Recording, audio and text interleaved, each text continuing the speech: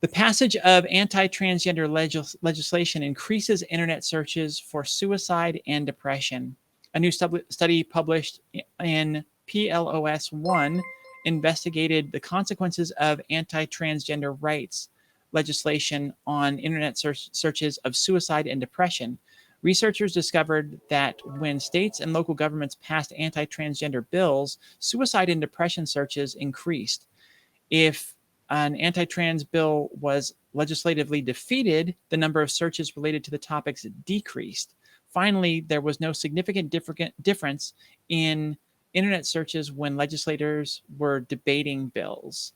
So when the bills were proposed, spike; when they were defeated, drop; and when they were just in the throes of being debated, that didn't seem to have any effect on what youth and trans people in those states felt as far as their level of despair. In recent years, many states have taken up laws intended to strip rights from transgender individuals. These laws are intended to restrict access to healthcare and bathrooms.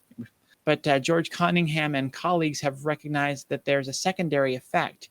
Anti-trans laws bring a spotlight to the community and can increase feelings of stigmatization. The research team used Google searches from July 2019 to 2020 to July 2020 in all 50 states to collect data. They looked for searches of the words suicide and depression. Searches for these two words were compared with a commonly searched for word weather.